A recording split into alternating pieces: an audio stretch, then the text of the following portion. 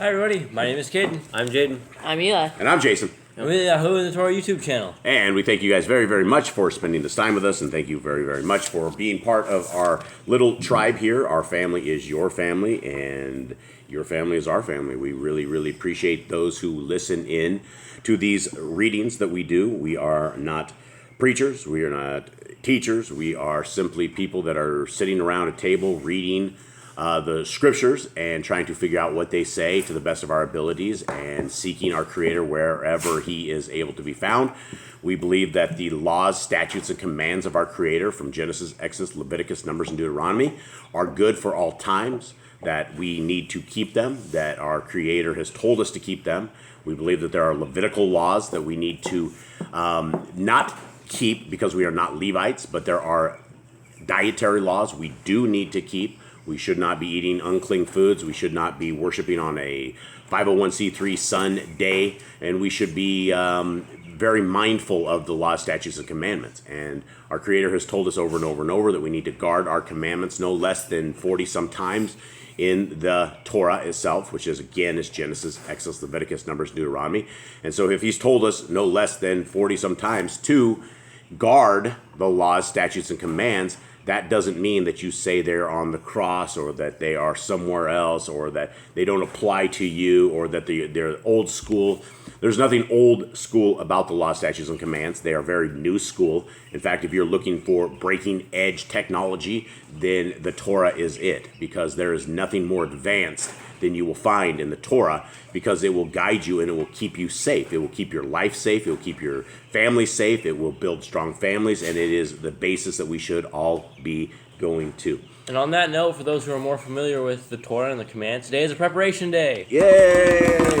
Yes, and if we had our little maraca, we'd shake that too. But preparation day, for anyone who doesn't know, and there will be probably a different group of people that watch this, because a lot of people didn't like our old series, which is reading out of the Torah. But a preparation day is what?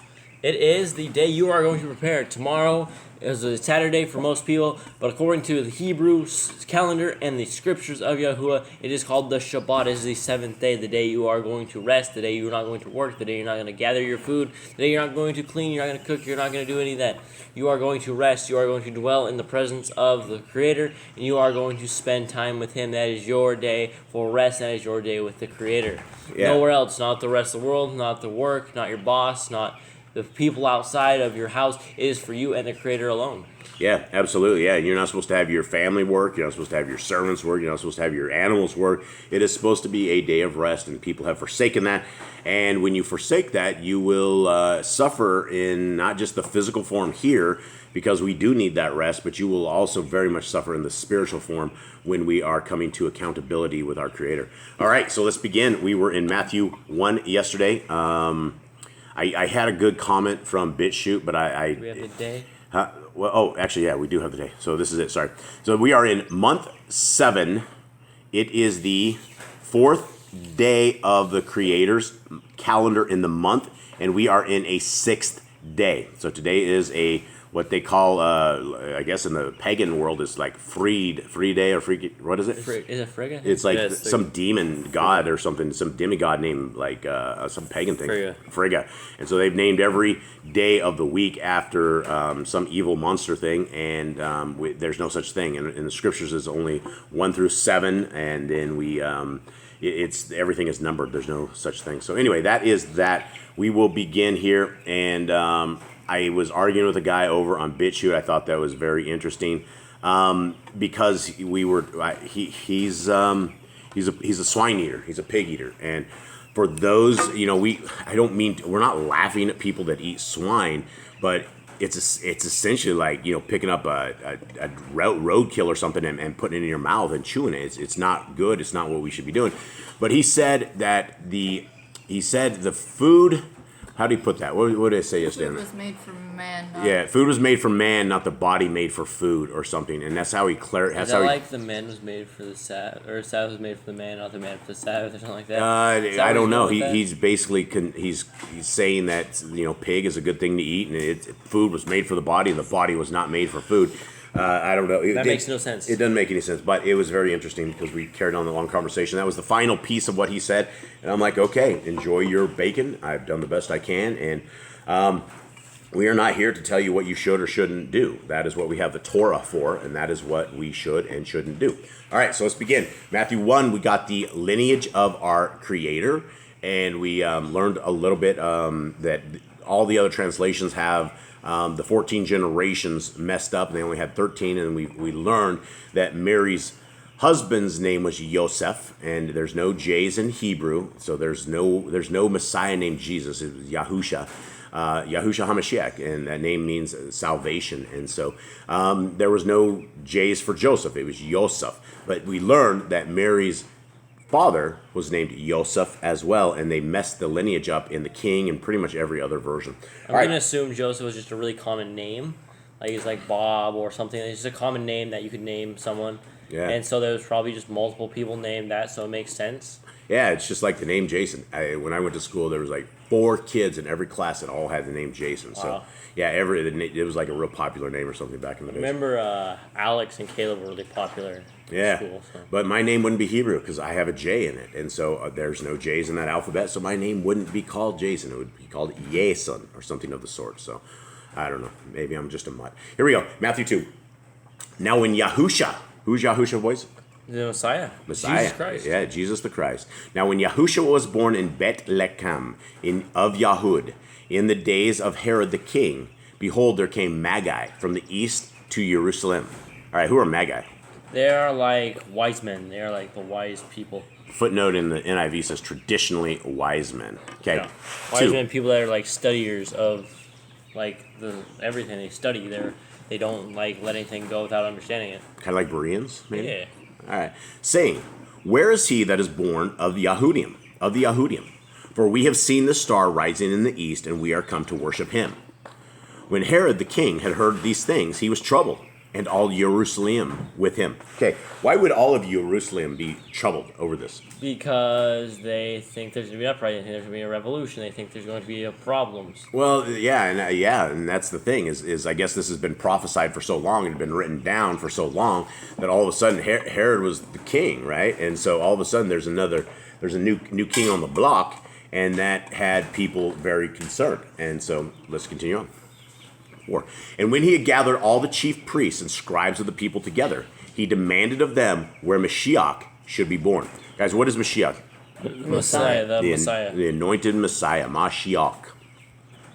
And they said unto him, in Bethlehem of Yahud, for this it is written by the prophet. And most of you guys will have Bethlehem, but that actually isn't the correct thing. It's Bethlehem, house of bread, Bethlehem, a place in Yashrael.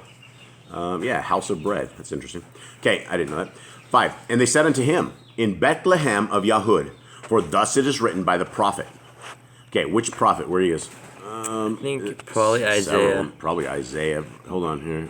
I guess it didn't have a footnote. Mine says Micah. You're on 6, right? Yeah, 6. Mine says Micah 5:2. Micah, yeah. So yeah, definitely the prophets or things of that nature. So let's go on. Then, let's see. And Bethlehem in the land of Yahudah are not the least among the princes of Yahudah.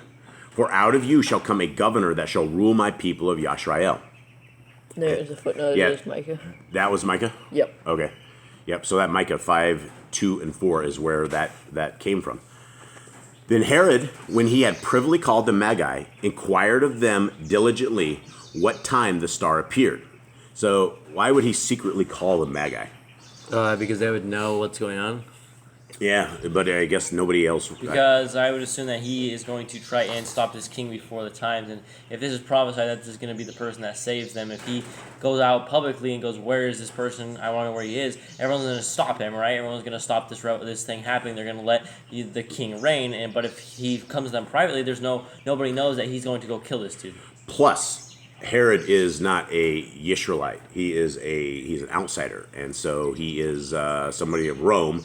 And the Magi are probably Israelites, right? And so they're not going to give up their own dude. So he probably was attempting to woo them or sway them. Hey, how's it going? Give me the info I need. Okay, 8. And he sent them to Bethlehem and said, Go and search diligently for the young child. And when ye have found him, bring me word again, that I may come and worship him also. So he just kind of has these dudes like do his dirty work, I guess. Just He's like, trying to have them do the dirty work, yes. When they had heard the king, they departed. And lo, the star which they saw rising in the east went before them, till it came and stood over where the young child was. When they saw the star, they rejoiced with exceeding great joy. Okay, do you know this is the Christians will take this chapter right here. This is Christmas, right? Every Christmas you will always hear this. Now, for those who do not understand this, our Messiah was not born in Christmas. It would be a little bit cold out tending your flocks out in the middle of it. More than likely, he was born on September 11th, which is why they did what they did back in the days and dropped the buildings. Okay, and so everybody's like mourning on the day of 9/11 instead of they should be celebrating because our Messiah was born. Okay, and when they were come into the house, they saw the young child with Miriam, his mother. And who's Miriam? Mary. Yep, Mary. Miriam. Rebelliously is her. It says on their footnote here. Rebelliously, Miriam, the name of two Yashraelim. So I guess her name is rebelliously, or it means rebelliously. That's interesting. I didn't know that. Okay, and when they were come into the house, they saw the young child with Miriam his mother, and fell down and worshipped him. And when they had opened their treasures, they presented unto him gifts, gold, frankincense, and myrrh. Do you guys remember where we think this gold, frankincense, and myrrh came from? This came from the Adam. book of Adam and Eve. Yeah, Originally, when they were kicked out of the garden, Yah gave them a few things. It said, when I send my son down, these will return to him. Yeah, so this was not just some gold, frankincense, and myrrh. This was stuff that had been since the beginning that Adam ended up with. And we don't know if the books of Adam and Eve are true or not. They do add a lot of detail and a lot of things of such as this. We wouldn't know anything about this. But yes, our Creator did give those to them back in the day, and then they reappeared to his son. And being warned of El in a dream that they should not return to Herod, they departed into their own country another way. All right, so this is interesting. I found they were. All right, guys. This. All right, so I guess now's a good time as any to explain to those who don't know. Sorry, we had to pause. We do have 10 pit bulls, and we live out in the middle of a jungle with a tin roof, and so sometimes there's some distractions, and sometimes things just kind of erupt.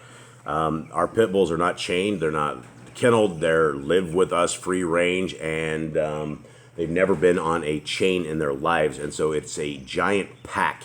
We have a human pack and we have a dog pack, and so that's what happened. So we're really, really sorry. There's no way to actually restart this and edit this out rightly or do anything. So you guys just get to be a big part of our family, and we're sorry for the distractions. All right. This is where I was going with this. And being warned of El in a dream that they should not return to Herod, they departed into their own country another way. There's something about dreams and something about our Creator getting the message to us in dreams. Anyone have any kind of thoughts on dreams at all? I mean, we all end up with crazy dreams. We all end up with, for whatever reason, we close our eyes and then we end up like in another reality or something where somehow our brains are making up its own scripts. I mean, I just do fantastic, crazy things in my dreams. Sometimes it's scary. Sometimes it's just wild. Sometimes I've never been there. Sometimes I recognize the people. It's just really, really wild. But our Creator says that He will talk to us in our dreams and very much things. So this is why I guess we need to be very aware of what it is we are dreaming and try to figure this stuff out. 13. And when they were departed, behold, the angel of Yahuwah appeared to Joseph in a dream, saying, Arise, and take the young child and his mother, and flee into Mitzrayim, and be there until I bring you word, for Herod will seek the young child to destroy him. Okay, I found this was interesting. I found that Joseph, in a dream, right, he didn't even have an angel come to him, but it was in a dream.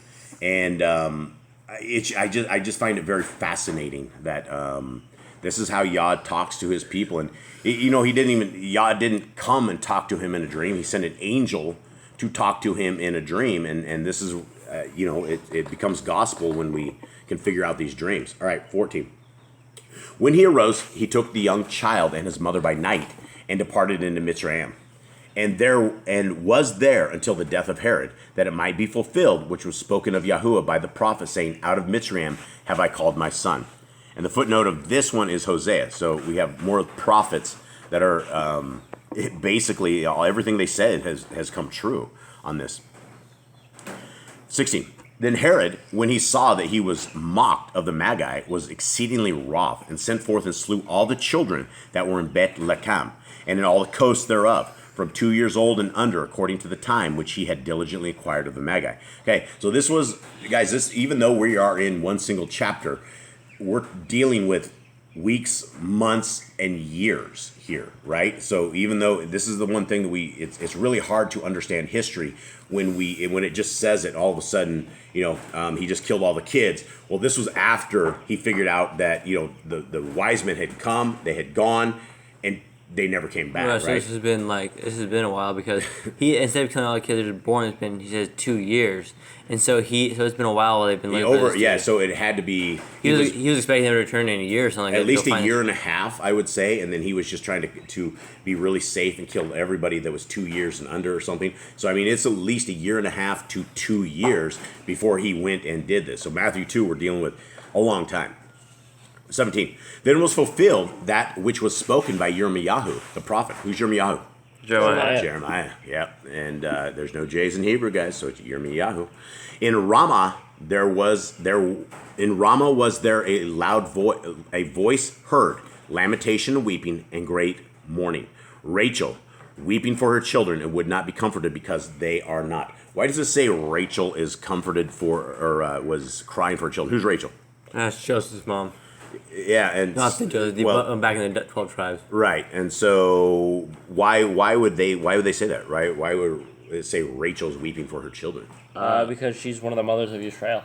Yeah, one of the mothers. So basically, it's like going through prophecy, giving a thing saying all the people are crying for their children of Israel, but he just said Rachel because she was one of the mothers of the tribe of Israel. Yeah, and I mean, if she's able to see all this stuff that's going on, and then all of a sudden all of her offspring are killed, it's it's going to be sad. Everyone's going to be really super sad about this. All right. 19.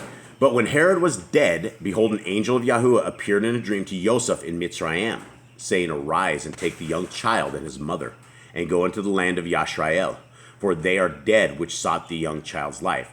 And again, an angel appears to Yosef, and I'm very curious if it's the same angel or if he's comfortable with it, or he must be comfortable and have enough faith that he doesn't need a physical appearance, that he's okay in a dream, and he believes what they're saying in a dream. So I would imagine his faith is pretty high.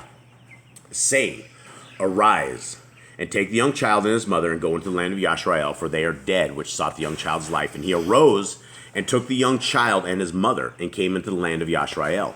But when he heard that Archelaus did reign in Yahud, in the room of his father Herod, he was afraid to go thither. Notwithstanding, being warned of El in a dream, he turned aside into the parts of Galilee. And he came and dwelt in a city called Nazareth, that it might be fulfilled, which was spoken by the prophets. He shall be called a Netzri. Okay, and so he will be called a Nazarene. So we got 2 chapters into Matthew. We have Messiah Yahushua's lineage in Matthew 1, and we have basically he would probably be, 2.5, 3 years old at this time? I'm thinking probably, he could be older than that, because Herod looked for the kid. And then 2, and they came back to probably 3 or 4. 2, but it could have been many more years he lived, because he probably would have been keeping track of all the kids in a certain age group. All right, so let's do some quick speculation. Do you think baby Yahusha, baby Jesus as they call him, do you think he cried and did stuff like normal babies? Yes. Like he was just, did he realize, or at that stage, that he was anything at all, or is he just... I don't think he knew he probably had the spirit of Yah, but I still think he lived life as a normal human did. I think that's why it was so important that he was perfect, because if he just knew that he was Yah, it wouldn't have... He wasn't Yah. Or Yah, but he was of Yah. If he was had the spirit of Yah, if he knew that he was the Torah... Trinity action going on here. If he knew that he was the Torah in flesh, then it wouldn't have been as significant of him being the perfect human being walking the path he walked. Yeah, it's very interesting to I don't know. You would know because our Messiah existed with Yah before creation. So that means he probably grew up under his dad, which means he probably, wherever they live, whatever they do, they had a world before this world, right? And so Yah just got bored or decided he wanted to have a little excitement, and then he created all of this. So he would have known his son, he says he was doing his father's will. So he would have known in the life before he became a baby here that he was on a mission to this. So it's interesting. At what point does he get his memories back from back in the days, or did he have his memories? Did he come? I think around 12 when he started, when we went to the temple, started preaching all the old men.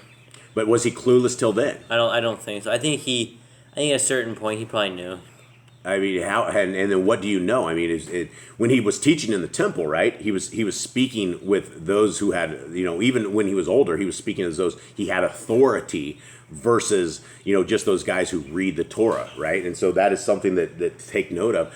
But it's very good questions. I cannot wait to find the answer to this. And was he a normal baby? Did he cry like normal babies? I think he probably did. Was he a toddler like all the other toddlers? Did he destroy the house like every other kid did? I mean, was he just a baby like every other thing, or was there anything different to this? And I don't know. I have no idea. So I'm just speculating out there. Anyone have anything? No, I don't really know. I think he's probably normal for a long time. I think Yah probably let him grow up and learn to be a human child, and then when he's teaching in the temple of the old men, it would almost probably he probably gave him the Holy Spirit teach. It's almost like what they call reincarnation, for what they teach for everybody, where you'll die and then you become a caterpillar or something, and then after that you die, you become a human again or something of the sort. It's very interesting to I guess ponder and wonder how and when he figured out what he figured out, or was he any different than any other human? And he probably had to suffer the same way all of us have to suffer and figure things out and stub your toes and things of that nature. But of course, it did say that the Satan says if you dash your foot against the rocks, the angels will lift you up. So, did he fall down as a child? Did he get hurt as a child? Did he? We know he didn't break any bones. Yeah, we know he didn't break any bones. So yeah, I don't know. Anyway, that's all I have, and I think that we are going to wrap this one up. For anybody who does care, tomorrow is Sabbath, and we will be doing our live Sabbath again, and we are going to be reading the Torah. We're going to start over, and we do not have our scanner yet, and that's something we're so excited for. Next week we should actually have it, I think. And we will be scanning the Hallelujah Scriptures. But for now, we kind of did I guess a podunk ghetto, camera shot of the Hallelujah Scriptures for Genesis 1. So tomorrow for Shabbat, for those who want to do it, we're going to read the Torah. We have 184 commandments. Is that what it was? 74. 174 commandments is what we found in the Torah when we just did our reading of it. So we will read through those, and then we will read again out of the Hallelujah Scriptures. It's kind of what we'll call, I guess, a pilot program. We will pilot this one, and then we're going to read from a different version at the top. At the top of it, instead of having the NIV and the King James like we have here, we are going to read it. What's the version? What's that thing called? Targum? Targum. I don't Targum. know if we should. Nicole doesn't know if we should. I think we should, because I think we can look through this, and I think we are adult enough. I hope we're educated enough. We know what is in the Torah. We know what Deuteronomy 4:2 says. We know that if we add to or take away the Torah, we're breaking a commandment of our Creator, and that's very important to Him that we can't do that. So I believe we should read this from an educational standpoint, and I guess if it gets crazy, then we ditch it, but we will know because we know what the Torah says. So it just adds more stuff to it. It'll add a lot more details, stuff we have no idea about. We will see if it jams with the Torah or not, and if it goes against the Torah, then we will ditch it. Like old clothes. We'll wash them like old clothes. Okay, so that's it. Thank you guys very, very much. We will see those of you who we love and appreciate tomorrow during our Shabbat, and that is it. Thank you guys very, very much. All right, shalom. Shalom.